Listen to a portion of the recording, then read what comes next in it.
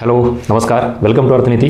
आत्ता जस्ट गट क मुख्य परीक्षेची फर्स्ट आन्सर की आयोगाने जाहीर केलेली आहे आणि त्याच्यानुसार मग आपण काही आन्सर जे आहेत ते व्हेरीफाय केलेत आणि त्या दिवशी परीक्षा झाल्यानंतर ही आपली अर्थनीतीमार्फत आपण आन्सर की ज्याला आपण संभाव्य उत्तर म्हणतो ती टाकली होती आणि त्यातले 10ला 10 प्रश्न जे आपण संभाव्य आन्सर कीमध्ये टाकले होते तेच आयोगाच्या फर्स्ट आन्सर कीनुसार मॅच होत आहेत. म्हणजेच अर्थनीती पॅटर्न जो आहे जो तुम्ही ट्रस्ट ठेवलेला आहे तो इथं 100% मॅच होत आहेत. 10 आउट ऑफ 10.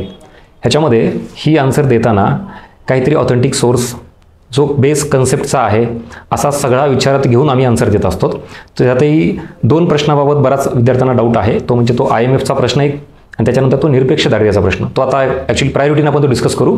फक्त सांगायचा हा मुद्दा आहे की याच्या आधीही बऱ्याच वेळा ज्या प्रश्न डाऊटफुलमध्ये आयोगाने टाकलेले होते किंवा ज्या प्रश्नपत्रिका झालेल्या आहेत त्याच्यावरही आपण त्यावेळेला जे उत्तर दिली होती ती बऱ्यापैकी सगळी मॅच होत आहेत. कधीतरी कुठल्या याला एखादा दुसरा आयोगाचा वेगळा उत्तराचा भाग येतो तोही आपण त्यावेळेला ॲक्सेप्ट केलेला आहे.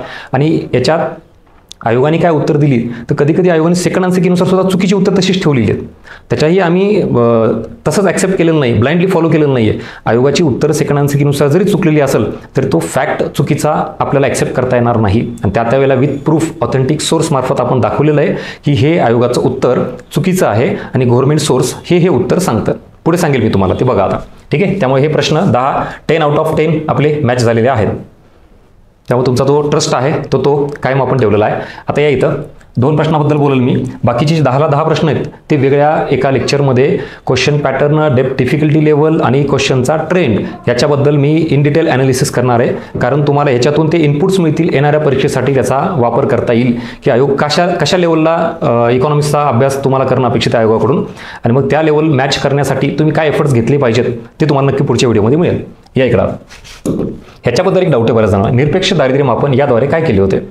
आता आपण उत्तरं त्यावेळेस ह्याचा तर विषयच येत नाही, याचाही विषय येत नाही आणि हे उत्तर दिलं होतं आन्सर कीनुसार. तुम्ही चेक करा, प्रूफ आहे तुम्हाला सगळं. आणि मग हे आयोगाने पण उष्मांकित दिलं आहे. आता त्याच वेळेला मी त्या व्हिडिओमध्ये पण हे सांगितलं होतं की ही जी संकल्पना आहे उत्पन्न ही ह्याला का नाही लागू होऊ शकत. कारण आयोगाने तिथं काहीतरी अजून एक कीवर्ड मेन्शन केला पाहिजे होता. कुठला? किमान उत्पन्न असं ते टाकायला पाहिजे होतं किंवा उत्पन्न पातळी. बघा तो म्हणजे यूट्यूबला व्हिडिओ अवेलेबल बरं का, जाऊन बघा आधीच. असं नाही की आता आयोगाची आन्सर की आली आणि मग मी समजून सांगतोय. ते कोणीही सांगेल आयोगाने एकदा शिक्कामोर्तब केलं ना तर मग सांगायला फार मजा आहे, सोपं आहे सगळं. पण आन्सर की यायच्या अगोदर ज्या वेळेला पेपर झाला त्यावेळेला आपण डिस्कस केलं होतं आणि तोच व्हिडिओ यूट्यूबला अवेलेबल आहे. इथं मी हे सांगितलं की उत्पन्न हा जो घटक आहे ना हा सापेक्षलाही लागू होतो आणि निरपेक्षलाही लागू होतो. तुम्हाला सर असं कसं काय? आता सापेक्ष दारिद्र्य म्हणजे काय? उदाहरणार्थ उत्पन्नाची तुलना करतो आपण. उत्पन्नाची तुलना, हा A व्यक्ती आहे, हा B व्यक्ती आहे. ह्याचं उत्पन्न 100 रुपये, ह्याचं उत्पन्न 120 आहे. मग आता कोणाचं उत्पन्न कमी आहे? ह्याचं. म्हणजे गरिबीमध्ये कोण आहे? हा गरीब व्यक्ती आहे. कोणाच्या तुलनेत? याच्या तुलनेत. म्हणजे इथं मी उत्पन्नाची तुलना केली. मी असे कुठलेही पॅरामीटर्स नाही ठेवलेले आहेत. याचं उत्पन्न आता 130 झालं आणि ह्याचं 120 आहे. आता गरीब कोण आहे? आता A झाला. म्हणजे ज्या वेळेला तुम्ही मोजमाप करता त्या वेळेला उत्पन्न पातळी नेमकी किती आहे? म्हणजे ह्याचं उत्पन्न जास्त आहे आणि याच्या तुलनेत ह्याचं कमी आहे म्हणल्यावर हा गरीब झाला. ह्याचं वाढलं की परत मग ह्याच्या तुलनेत ह्याचं उत्पन्न कमी म्हणजे हा गरीब झाला. ह्याला म्हणायचं सापेक्ष दारिद्र्य. उत्पन्नाची तुलना करून, उत्पन्न पातळीची तुलना करून. मग इथं उत्पन्न पातळी हा शब्द पाहिजे होता. इन्कम लेवल तो नाही आहे. बरं ठीक आहे, पण नुसतं उत्पन्न म्हणजे ब्रॉड कन्सेप्ट झाली. आता हे उत्पन्न तुम्हाला सापेक्ष दारिद्र्याबाबत लागू केलं. निरपेक्ष दारिद्र्याला काय? आपण एक निकष ठरवतो, पॉवर्टी लाईन. समजा उदाहरणार्थ मी इथं असं म्हणलं 50 रुपये हा मी निकष ठेवला. एका व्यक्तीला जगण्यासाठी किमान मूलभूत गरजा पूर्ण करण्यासाठी त्याला 50 रुपये गरजेचे असते. त्याला आपण उपभोग खर्च म्हणतो. आणि हे 50 रुपये त्याचं उत्पन्न असणं अपेक्षित आहे. जर 50 रुपये उत्पन्न असेल तर तो स्वतःच्या मूलभूत गरजा पूर्ण करू शकतो आणि तो मूलभूत गरजा पूर्ण केल्यामुळे APL मध्ये गेला, दारिद्र्याच्या बाहेर. आता ज्याचं उत्पन्न 50 रुपयापेक्षा कमी आहे ह्याचा अर्थ तो दारिद्र्याचा निकष पूर्ण करत नाही, मूलभूत गरजा पूर्ण करू शकत नाही आणि मग 50 रुपयापेक्षा कमी असल्यामुळे तो कुठं जातो? BPL म्हणजे दारिद्र्यात जातो. म्हणजे इथं पण उत्पन्न आलंच ना. ह्याचा अर्थ असा निघतो ज्या व्यक्तीचं उत्पन्न किमान 50 रुपये आहे किंवा त्यापेक्षा जास्त आहे ते APL मध्ये गेले आणि ज्या व्यक्तीचं उत्पन्न किमान 50 रुपयासुद्धा नाही किंवा 50 रुपयापेक्षा कमी आहे ते BPL मध्ये गेले. सो इथं सुद्धा उत्पन्न येतच, पण इथं शब्द येतो किमान उत्पन्न. बॅचवाले कोणी असतील तर आठवतंय का? ह्या सगळ्या गोष्टी डिस्कस केल्यात. परत सांगतो, विथ प्रूफ आपले आधीचे व्हिडिओ तुम्ही बघू शकता, यूट्यूबला सुद्धा अवेलेबल आहे. उत्पन्न ही संकल्पना दोघांनाही लागू होते हे आपण ऑलरेडी घेतोय प्रत्येक बॅचला. आणि मग आता ज्यांनी काय अभ्यास केला आहे, कन्सेप्ट क्लिअर केली, कशी कन्सेप्ट क्लिअर केली त्याच्यावरून आहे. तुम्हाला काय वाटतं, सर मी हे उत्तर दिलं आहे म्हणून हे बरोबर आयोगाने दिलं पाहिजे? अरे उगाच बिनाकामी चुकीला चूक म्हणलं पाहिजे, बरोबरला बरोबर. तू उत्तर दिलं म्हणजे आयोगाने तेच बरोबर दिलं पाहिजे असा कुठला नियम आहे? उगाच ओढून तारून काही आणायचं का? त्यामुळे हे ब्रॉडली इथं असं दोघेला लागू होतं. ॲक्च्युली विचारलं काय, निरपेक्ष. त्यामुळे हे दोघांना लागू होतं म्हणजे संदिग्ध आहे. मुळात तुम्ही संदिग्ध उत्तर हे निवडू शकत नाहीत. बरं, ह्याच्यात पण दुसरा ऑप्शन नसला असला तर म्हणणे आपण मग ह्याच्याकडे गेलो असतो. पण क्लिअर कट हा उष्मांक घटक हा मात्र संदिग्ध नाही. उष्मांक घटक हा दोघांनाही लागू होत नाही, सापेक्षला पण निरपेक्षला पण. हा क्लिअर कट कोणाला लागू होतो? फक्त निरपेक्षला. म्हणून your answer is first option. आता कळालं?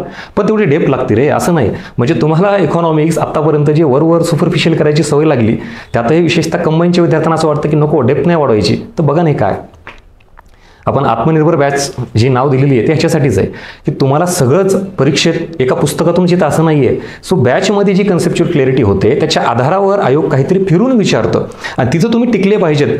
त्याला म्हणायचं आत्मनिर्भर अभियान. त्यालाच मी आत्मनिर्भरता म्हणतो, जे मी परीक्षेत तिथं तुम्हाला लागू होते हे आधीपासून सांगत होतो. सगळंच पाठांतर करून चालत नाही, अंडरस्टँडिंग लेवल वाढवावी लागेल हे इथं. त्यामुळं इथं आता क्लिअर कट हा उष्मांक पर्याय येतो. आणि मग ग्रामीणसाठी आणि शहरीसाठी हा तुम्हाला 2100, 2400 ते पण समित्यानुसार परत बदलतं. आता रंगराजेंचं अजून वेगळं, 2250 ते अजून वेगळं. पण जर गृहीत धरायचं म्हणलं 2100 2400 हे, तर एवढ्या कॅलरी पूर्ण करण्यासाठी तुम्हाला काहीतरी अन्न खावं लागेल. कॅलरी काय अशा विकत मिळतात का? मग हे अन्न घ्यायचं असेल तर इथं 50 रुपये लागतील. हे इथं ग्रामीण भागामध्ये 2400 आणि शहरी भागामध्ये 2100. इथं अन्न घ्यायचं तर ग्रामीण भागामध्ये समजा 50 रुपयाला मिळालं, शहरी भागामध्ये 70, कारण महागाई जास्त असते. तर मग आता 50 रुपये ही ग्रामीण दारिद्र्यरेषा झाली आणि 70 रुपये ही शहरी दारिद्र्यरेषा झाली. आणि मग किमान उत्पन्न 50 रुपये ज्याचा आहे तो मूलभूत गरजा पूर्ण करू शकतो. मग किमान उत्पन्न पातळी झालीच ना. आणि इथं शहरी भागामध्ये ज्याचं उत्पन्न किमान 70 रुपये आहे तर तो मूलभूत गरजा पूर्ण करू शकतो, म्हणजे तो APL मध्ये गेला. सो अशा पद्धतीनं इन्कम विचारात घेतलं जातं. पण ते किमान उत्पन्न असलं तर हे निरपेक्षला लागू शकलं असतं. म्हणजेच कन्क्लुजन काय बघा, आता दोन्ही बाबतीत सापेक्ष म्हणलात तर काय कीवर्ड पाहिजे? उत्पन्नाची तुलना किंवा उत्पन्न पातळी. आणि निरपेक्ष हे जर पाहिजे असेल तर इथं सुद्धा उत्पन्न येतं, पण उत्पन्नाच्या आधी काय पाहिजे? किमान उत्पन्न. ह्या लेवलला इकॉनॉमिक्स शिकलात तर तुम्हाला अशा लेवलचे प्रश्न टॅकल करता येतात. आणि मग बरोबर आपण योग्य उत्तराकडे जातो आणि अशा एका प्रश्नावरच रिझल्ट डिसाईड होतो. आणि मग त्यानुसार आपला एक क्वेश्चन गेला, एक मार्क गेला, एक वर्ष गेलं आणि ह्या सगळ्या गोष्टीमध्ये प्रयोग करत बसतो आपण. पण इकॉनॉमिक्सला असंच वर घेऊन 3-4 वर्षे गेल्यानंतर मग जाग येते आणि मग योग्य रस्ता शोधायचा प्रयत्न करतो. तोपर्यंत वेळ निघून गेलेली असते. बघा हा एक झाला. या इकडं मी नेहमी सांगतो, बघा तुम्ही परत म्हणता सर अर्थनीतीची बॅच तुम्ही हे सांगताय. अरे चांगल्या गोष्टी सांगितल्याच पाहिजे बाबा.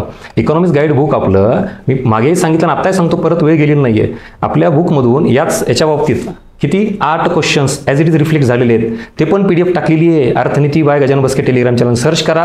त्या टेलिग्राम चॅनलवर आयोगाचा प्रश्न आणि खाली आपल्या कंटेंटमधून आलेला प्रश्न, तो एरिया, ह्याचे पूर्ण PDF टाकलेली आहे विथ प्रूफ.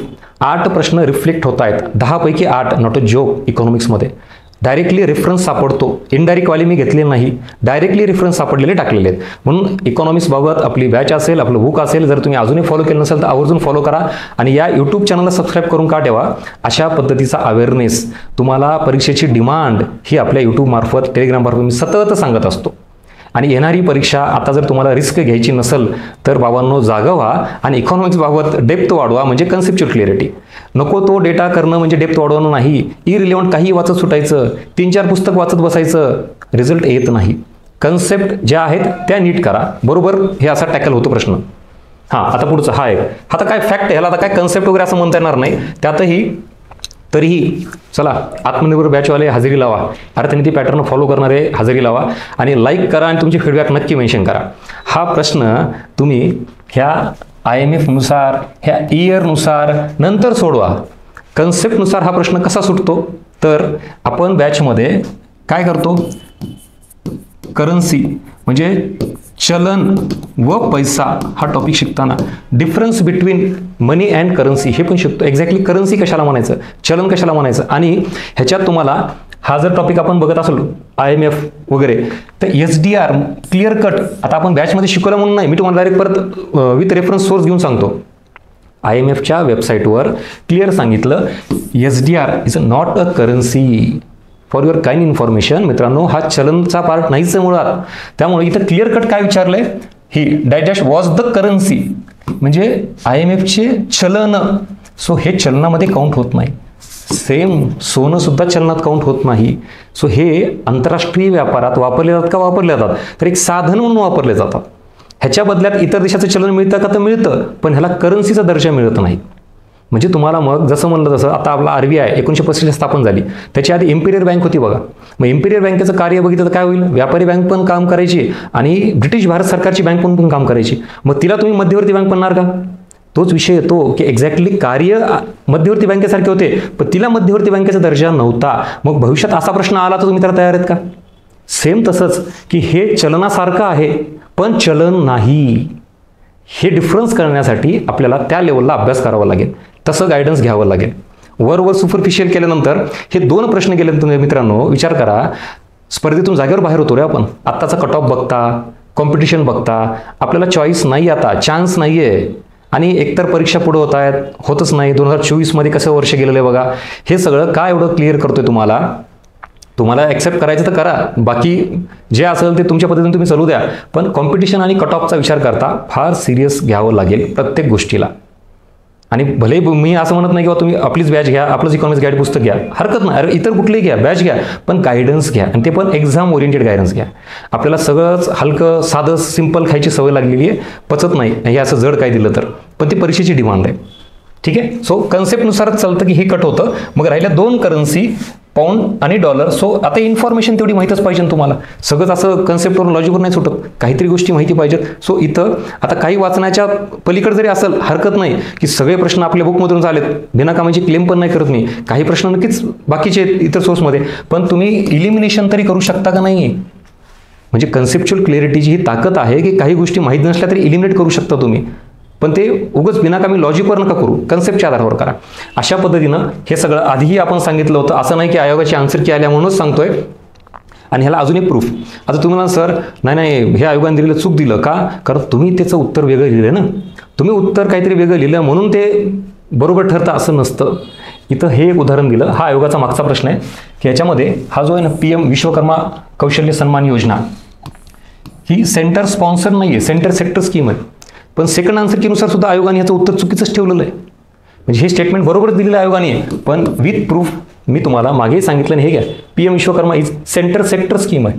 आयोगाने काय दिलंय, सेंटर स्पॉन्सर्ड स्कीम दिलंय. Statement wrong. तसंच हे इथं उत्तर आयोगाने काही देऊ द्यात.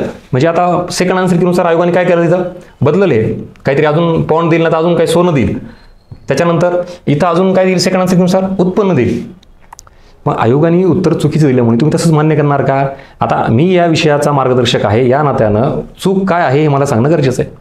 तुमचं उत्तर काय आलं ह्याच्यानुसार फॅक्ट्स बदलत नाही. चुकीला चूक म्हणायला शिका. उगाच आपल्याला वडून तरून काही आणायचं नाही. सो ती कन्सेप्ट होती ती बरोबर दिली आहे, आणि तोही फॅक्ट होता IMFचा, तोही आपण दिलेला आहे. So this is all about first answer कीनुसार आयोगाने दिलेले उत्तरं. आता सेकंडनुसार आयोगाने काही बदलू दिला तरी मी ह्याच मतावर ठाम असेल, माझे उत्तर हेच असतील. कारण आयोग उद्या म्हणून अजून की सूर्य पश्चिमेकडून उगवतो, मग तुम्ही मान्य करणार का ते. फॅक्ट बदलत नाहीत. आणि हे परत ऑथेंटिक सोर्स घेऊन तुम्हाला इन डिटेल ज्यावेळेला व्हिडिओ करेल ना मी त्यावेळेला येऊन येईल की हे असं काय कुठंही. आता तुम्ही काही जणांचं म्हणणं आलं की सर हे जे आहे ना हे वर्ल्ड बँकेनुसार काहीतरी वेगळं, म्हणजे परत कन्सेप्च्युअल क्लॅरिटीची किंवा येते मला. अरे वर्ल्ड बँकेचा पण जरी निकष काढला ना जागतिक स्तरावर आहे, वर्ल्ड बँक काय सांगते डॉलरमध्ये $1, $2, $3, बरोबर समजा नियर अबाउट $3 त्यांचा काय आहे वर्ल्ड बँकेनुसार. आता जागतिकनुसार सर मग ते उत्पन्न होतं. लक्षात घ्या, आता वर्ल्ड बँकेने सांगितलं की जागतिक स्तरावर मला दारिद्र्य मोजायचं असेल तर $3 उत्पन्न पाहिजे. मग ह्यांनी सुद्धा किमान उत्पन्न पातळी ठेवली की रे. असं कुठं म्हणलं की वर्ल्ड बँक नाही, आपण जागतिक स्तरावर सगळ्यात श्रीमंत कोण आहे बघू, इलॉन मस्क, आणि त्याच्या तुलनेत इतरांचं उत्पन्न बघू किती आहे, कमी आहे, मग सगळे BPL टाकून द्या. हे झालं सापेक्ष दारिद्र्य. मग तिथं $3 ठेवलंय का, $30 ठेवलंय का, $300 ठेवले का, नाही ना. इथं क्लिअर कट किमान उत्पन्न पातळी ठेवली आहे, निकष ठेवली आहे. आणि मग किमान उत्पन्न पातळी ठेवली म्हणल्यावर मग नुसतं उत्पन्न इथं कसं लागू होईल. मग ऑब्व्हियसली तो कुठे येतो पार्ट, परत उष्मांकाकडे येतो. कारण ह्याला जरी तुम्ही वर्ल्ड बँकेला म्हणू शकता इथं डॉलर कुठंच नाही आहे, पण मग बाकीचे ऑप्शन इलिमिनेट करता निरपेक्षला एकमेव लागू होतो, तो म्हणजे उष्मांकाचा. आणि भारताबाबत आणि वर्ल्ड बँकेबाबत तुम्ही कुठेही जा मित्रांनो, निरपेक्ष दारिद्र्य कन्सेप्ट क्लिअर असली की तुम्हाला हे असे फाटे फोडायची गरज नाही. मग आंतरराष्ट्रीय स्तरावर किंवा वर्ल्ड बँकेचं इथं विचारलंय का, काही संबंधच नाही आहे. भारताचं विचारलंय का, तरीही संबंध येत नाही. दोन्ही बाबतीतही निरपेक्ष दारिद्र्य ही संकल्पना सारखीच आहे. आता आपली तेवढी डेप्थ नसल्यामुळे, कन्सेप्ट क्लिअर नसल्यामुळे आपल्याला ते असं ऑप्शन सुटायला लागलेत की इथं काहीच मेन्शन केलेलं नाही. नसुद्या मेन्शन करायला, निरपेक्ष दारिद्र्य ही कन्सेप्ट मेन्शन केलेली आहे, मोर दॅन इनफ. हीच निरपेक्ष दारिद्र्य तुम्हाला $3 तुम्ही मेन्शन करताय म्हणजेच किमान उत्पन्न पातळी मेन्शन करताय, आणि मग सरळ सरळ तुम्हाला उत्तर मिळतंय. सो एकंदरीत कन्क्लुजन ह्या सगळ्यातून आता तुमचं काय उत्तर येईल, प्लस मायनस काय व्हायचं ते होईल, आणि सेकंड आन्सर कीनुसार आयोग काय करायचं ते करेल. मी तर सांगितलं शेवटी आयोगाला ह्या अशा गोष्टी करायची सवय. चुकीचं ठेवलंय सेकंड आन्सर कीनुसार, चुकीचंच ठेवलंय, ह्याला मी जबाबदार नाही आहे. आणि मी आधीही ठामवतो आणि आत्ताही ठामच असेल ह्या उत्तरावर, कारण त्याला बेस आहे. बाकी तुम्ही ठरवा काय करायचं ते. ह्याच्या आधीही अशाच बऱ्याच गोष्टी आपण व्हॉट्सअप युनिव्हर्सिटीवर काहीतरी सर्च करतो, बघतो, सर आम्हाला हे सापडलं, ठीक आहे पाठवू मग क्लेम म्हणून, बदलते का बघू उत्तर, आणि बदललं तर ठीक आहे मग मुबारक तुम्हाला. पण असं उगाच मी उत्तर ते दिले म्हणून ते आलंच पाहिजे बळजबरी आणू नका, कारण ही क्लिअर कट फॅक्ट जी आहे ही सेक्टरवाली ही आयोगाने चुकीची दिलेली आहे. आणि तुम्ही ह्याला जर प्रमाण मानून अभ्यास करत असाल तर तुम्ही चुकीचा अभ्यास करताय. इथं विषय नाही की आयोग चुकीचा आहे का, आयोग कसा आहे, आपल्याला कोणाला ब्लेम करायचं नाही. पण माझं ते नैतिक कर्तव्य आहे, माझी जबाबदारी आहे चुकीला चूक सांगायचं. आयोगाने दिले म्हणजे ते पूर्व दिशा होऊ शकत नाही. So this is all about या 2 डाऊटफुल आन्सरचं एक्सप्लेनेशन. असंच इन डिटेल व्यवस्थित येणार आहे. सो फॉलो करा आपलं यूट्यूब चॅनल, सबस्क्राईब करून ठेवा, लाईक करा, आणि या सगळ्या ह्याच्या बाबतीत जे आता 2 डाऊट सॉल्व्ह केलेले आहेत तुमचे फीडबॅक जे काय असतील ते नक्की मेन्शन करा. आणि या सगळ्या इनपुट्सचा फायदा व्हावा म्हणून मी हे सगळं सांगतोय. काय होतं, तुमचा एक माइंडसेट असतो विद्यार्थी म्हणून, तो खूप जास्त ब्रॉड होऊ शकत नाही, कारण साहजिक आहे तुम्हाला सगळे विषय अभ्यास करायचे. पण मी मागच्या जवळपास 12 वर्ष झाला हा विषय टीच करतोय, आणि एवढ्या सगळ्यातून सतत आयोगाच्या PYQचा एवढ्या मायक्रो लेवलला अभ्यास केला आहे की ते काय घ्यायचं आहे ते तुमच्यापर्यंत पोहोचण्याचं काम करतोय. आणि त्याच्यानुसार तुम्हाला तो माइंडसेट तयार करून अभ्यास करायचा आहे अशी डायरेक्शन द्यायचा प्रयत्न करतोय. ह्या सगळ्या गोष्टी तुम्हाला कितपत योग्य वाटतात, फॉलो करतात, इट्स युअर चॉईस. नसल फॉलो करायचं हरकत नाही. मुबारक, ऑल द बेस्ट पुढच्या परीक्षेसाठी. बाकी ज्यांना असं वाटतं योग्य आहे काय, आपलं अर्थनीतीचं टेलिग्राम चॅनल आणि यूट्यूब चॅनल दोन्हीलाही फॉलो करा. येणाऱ्या राज्यसेवा आणि कंबाईनसाठीच्या परीक्षेसाठी ही डायरेक्शन तुम्हाला महत्त्वाची ठरेल, आणि इन डिटेल डिस्कशन हे आपल्या पुढच्या व्हिडिओमध्ये घेऊया. चलो, सो थँक्यू सो मच. भेटू नेक्स्ट व्हिडिओमध्ये.